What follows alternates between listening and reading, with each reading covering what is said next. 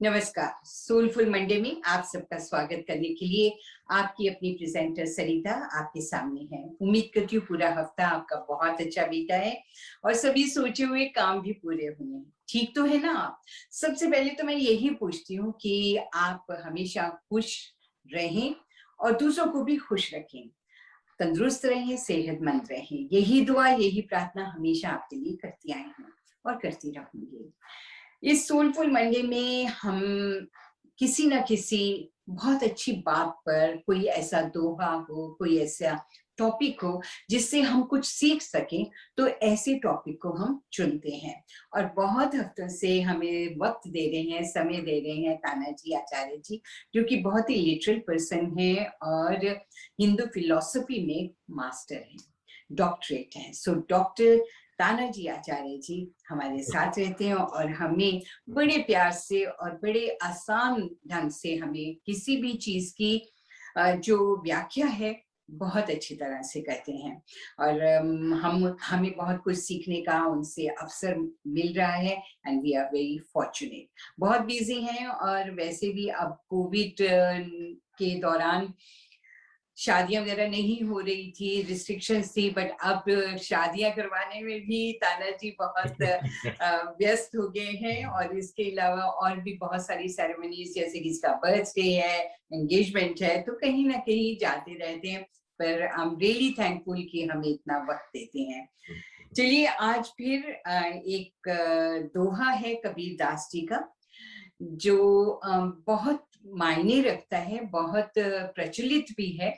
उसी के बारे में मैं तानाजी से बात करने चाह रही हूँ। तो सबसे पहले उनका स्वागत करते हैं। तानाजी, कैसे हैं आप? नमस्कार।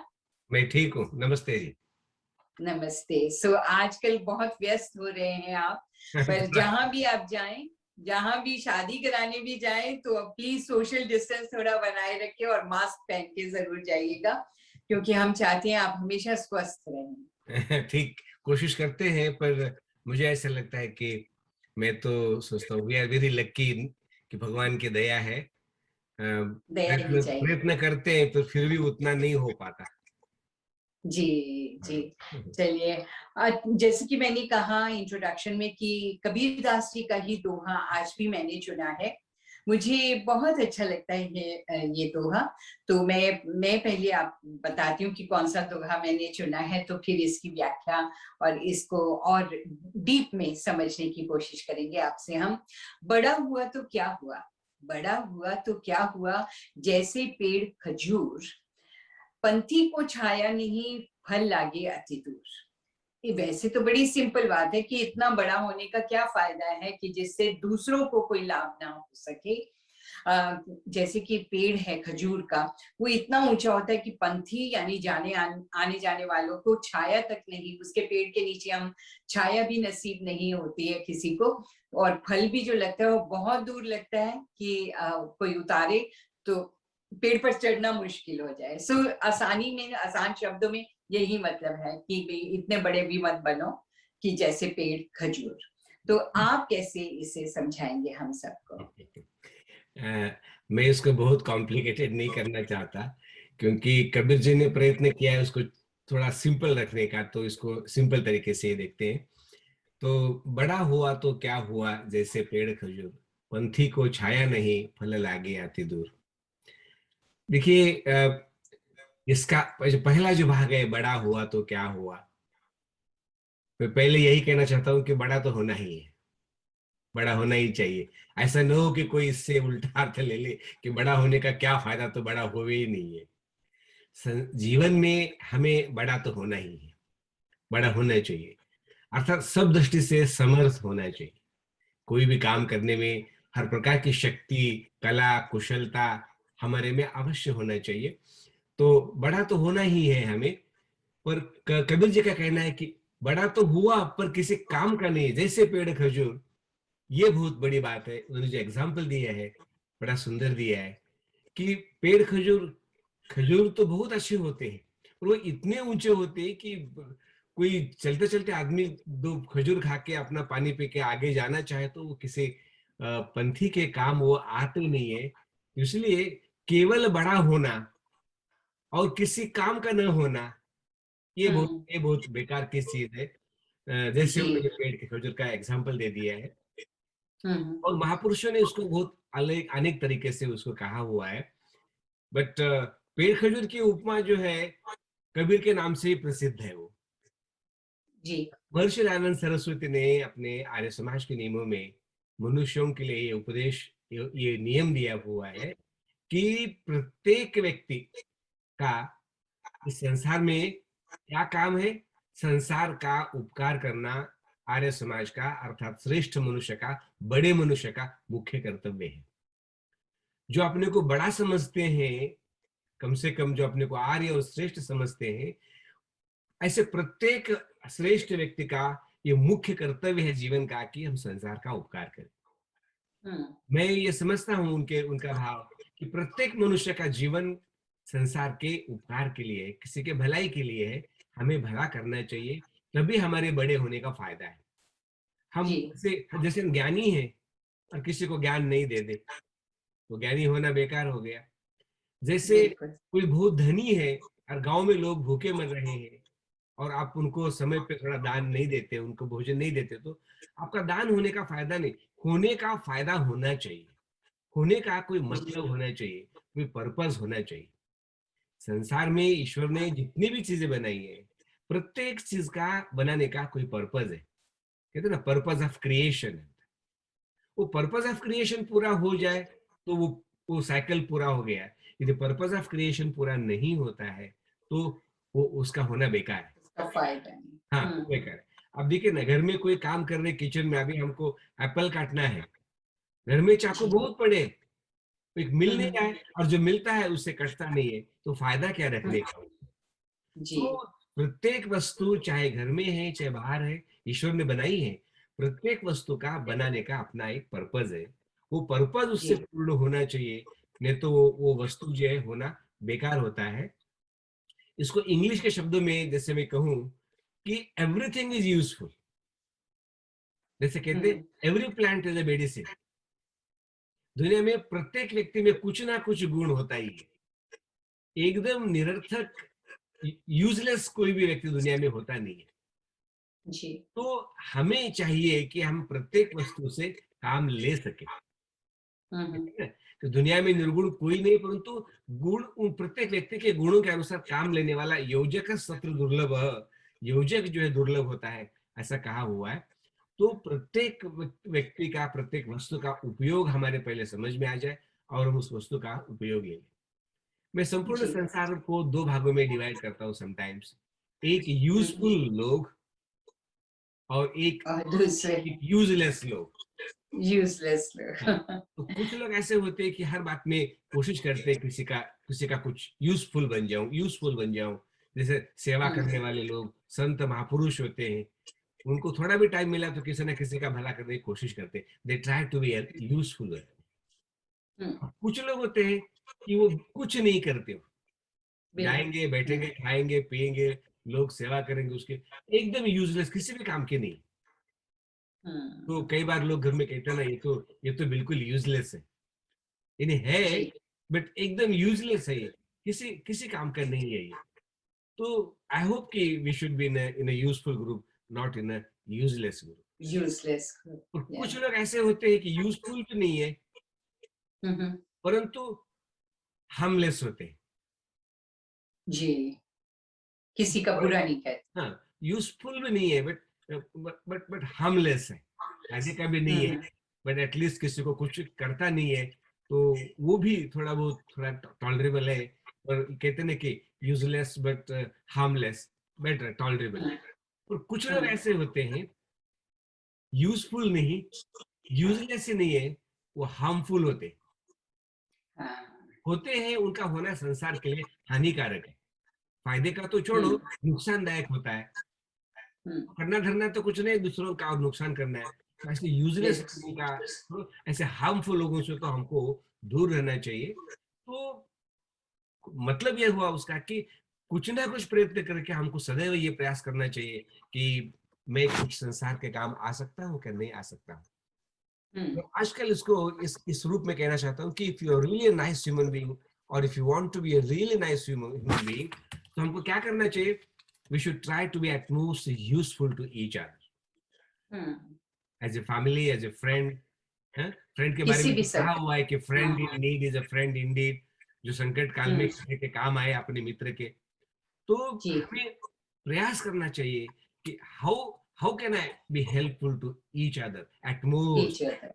अपनी पूरी शक्ति सामर्थ्य के साथ में जो हम अधिक से अधिक कर सकते हैं किसी के लिए, उसको करने का पूरा प्रयास हमको करना चाहिए। We should try to be at most useful to each other. और बीइंग यूजफुल हमको क्या करना चाहिए, we should try to make at most happy, जहां भी हो। being useful we should make each other at most happy। तो उस व्यक्ति का होना ऐसा लगता है कि जैसे बहुत काम का व्यक्ति है। काम का व्यक्ति है। होते कुछ लोग घर में भी बाहर भी कहते ये बड़े काम का व्यक्ति है। इंग्लिश में उसको कहते हैं ना हैंडीमैन है। कहीं कुछ प्रॉब्लम आ गया, जैसे उसको आवाज दे दो, दौड़ के आ जाता है। मेरे नेबर में एक आयरिश मेरे नेबर थे, जॉन। काफी बड़े थे, लगभग 80 इयर्स के थे।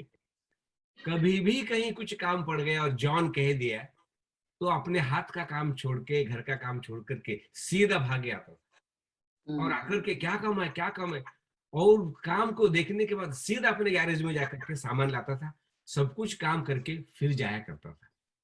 इन्हें अभी भी मुझे ऐसे याद आता कि कितना यूजफुल नेबर था। इतने 50 काम उन्होंने मेरे ऐसे ही किया और वो करके एंजॉय करता था। ऐसे लोग जो है स्वांत सुखाय, किसी के भलाई, अपने मन के खुशी के लिए। वो कहते थे कि मैं बैठकर करूंगा क्या, इससे अच्छा है कि मैं किसी के लिए कुछ करूं, काम आ जाऊं, कुछ मैं किसी के काम आ जाऊं मैं। तो हमें एटमोस्ट यूजफुल बन करके लोग अपने मित्रों को, अपने परिवार को एटमोस्ट हैप्पी करने का प्रयास करना चाहिए। उसमें हम स्वयं को भी आनंद है और किसी और के लिए भी आनंद है, और साथ साथ उनका फायदा, उनका भी फायदा होता है। और कभी उस यूजफुल व्यक्ति को कोई काम पड़े तो उसका भी काम बन जाता है।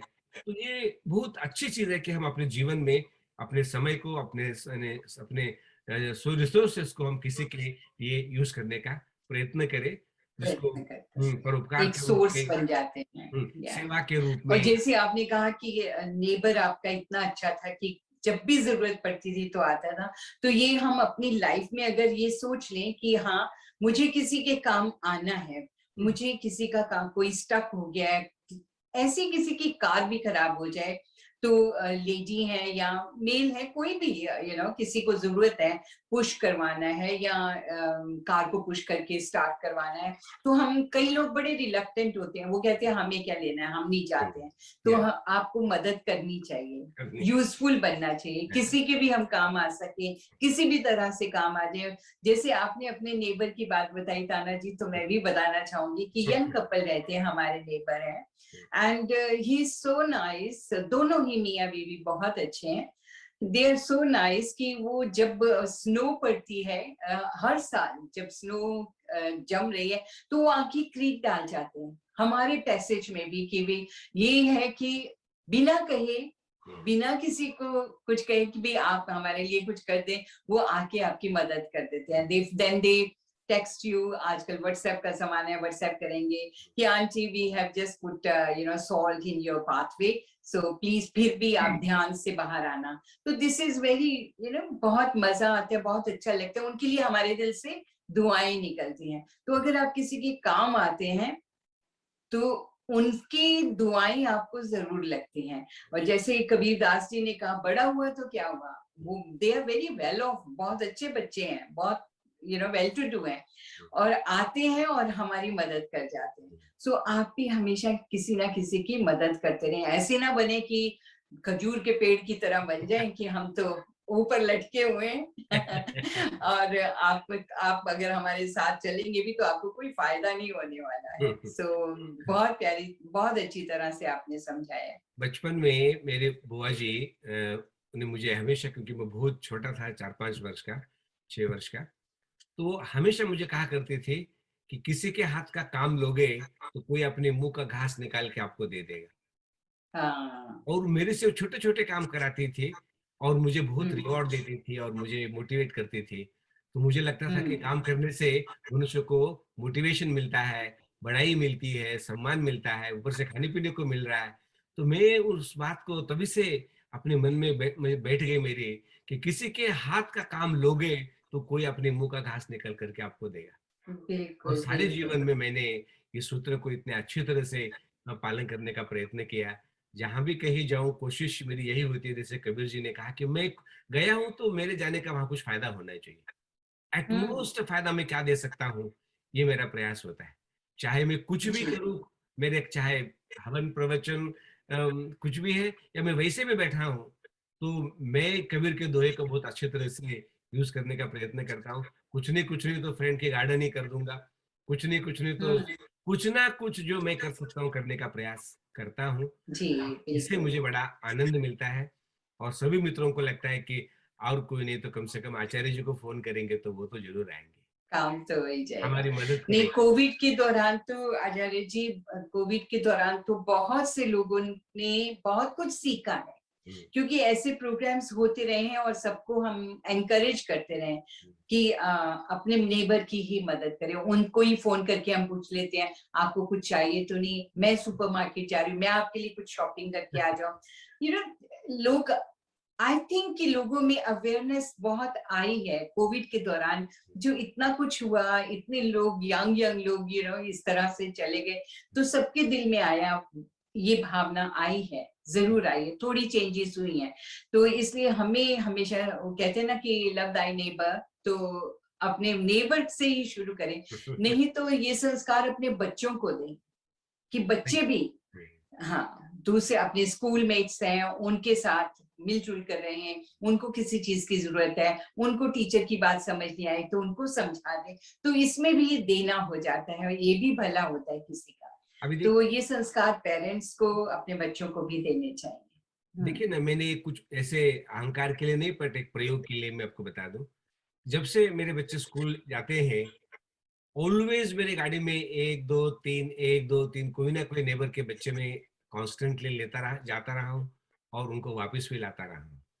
अब स्कूल तो हुँ, गया ही हूँ और कोई कितनों बार ऐसा हुआ कि थोड़ी-थोड़ी बारिश आ रही है, कितने लेडीज़ को, जेंट्स को जो रास्ते में उनके घर थे, मैंने कहा चलो बैठो मैं आपको ड्रॉप कर देता हूँ। हुँ, तो इतना मैंने एन्जॉय किया इस चीज़ को, इवन जी, जी, जी, अभी उनको भी बड़ा अच्छा लगता है, मेरे बड़े अच्छे परिवार बन गए इसी तरह से। बिल्कुल। और हुँ, इवन जैसे हम मैं शॉपिंग चला जाऊँ और अपने वो हुँ, नेबर को फ़ोन करूँ कि दूध है? तो ब्रेड ले आऊँ? मेरे हाँ, दूध में 1 बॉटल लाने में मुझे लगता क्या था? बट मुझे ये लगता बिल्कुल, था कि मैं जाते-जाते मैं उनका काम एक कर सकता हूँ, दूध और ब्रेड ला सकता हूँ, तो मैं क्यों ना लाऊँ?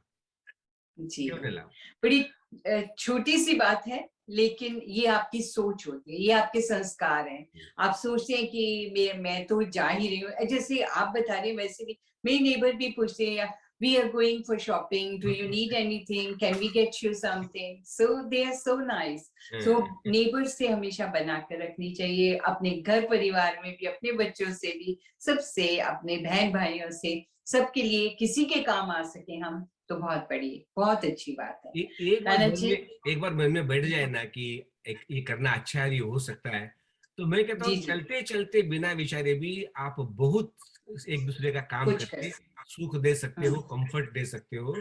तो जी, जी। नीतिकारों ने कहा हुआ है कि बेटा भी है, सब कुछ भी है, पर कहते हैं ना स जातो येन जातेन याति वंश समुन्नतिम, काकोप जीवित चिराय बलिम च भुंक्ते।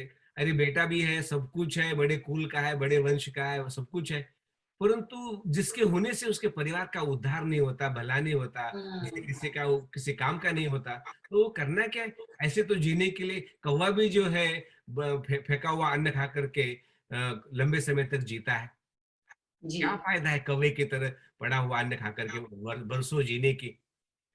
ऐसे पुत्र, जी, जी। ऐसे संतान, ऐसे लोग हो जिनके होने से उनके वंश को, उनके परिवार को, उनके मित्रों का, सबका थोड़ा थोड़ा तो भला हो थोड़ा-सा। किसी हुँ, काम के होना चाहिए। हमें काम का होना चाहिए क्योंकि काम सौभाग्य होता है। काम से बिल्कुल। सौभाग्य आता है, बड़कपन आता है। रादर काम से ही हुँ, बड़कपन आता है। बिना काम किए जो अपने को बड़ा कह रहे हैं, तो वो किस बात के बड़े हैं?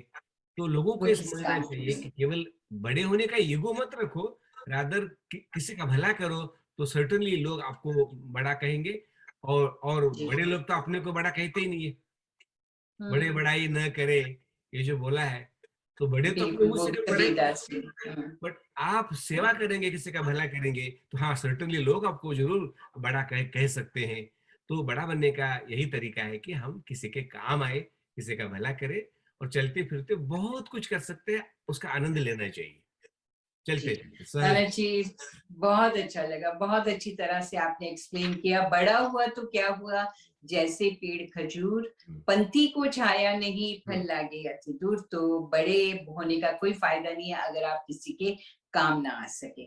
सो इस दोहे का बहुत अच्छी तरह से एक्सप्लेन किया है हमें ताना जी ने। उनका उस बहुत बहुत धन्यवाद करते हुए मैं भी आपसे अब विदा लेती हूँ, और कल कल नहीं बल्कि अगले मंडे फिर से मिलने का वादा करती हूँ। सोलफुल मंडे में एक और कबीरदास जी के ही दोहे पर हम बात करेंगे, और उसके बाद कुछ और भी चुनेंगे, उस पर भी चर्चा होती रहेगी। ताना जी, एक बार फिर से नमस्कार एंड धन्यवाद आपका बहुत बहुत। धन्यवाद। And I shall see you next Monday, as I said. और हार्ट टू हार्ट प्रोग्राम भी आप देख रहे हैं, पसंद कर रहे हैं, इसके अलावा धूम रेडियो भी आप सुनिएगा। मेरा प्रोग्राम होता है 3 बजे से 6 बजे तक, Monday to Friday. Just download the app on your telephone. It's called Dhoom Radio, DHOOM Radio. And अगर आपके पास अलेक्सा है तो अलेक्सा को कहिए, रिक्वेस्ट कीजिए, अलेक्सा प्ले धूम radio, so she will play it. And online तो आप सुन ही सकते हैं। आज्ञा दीजिए, फिर मिलते हैं, बाय बाय।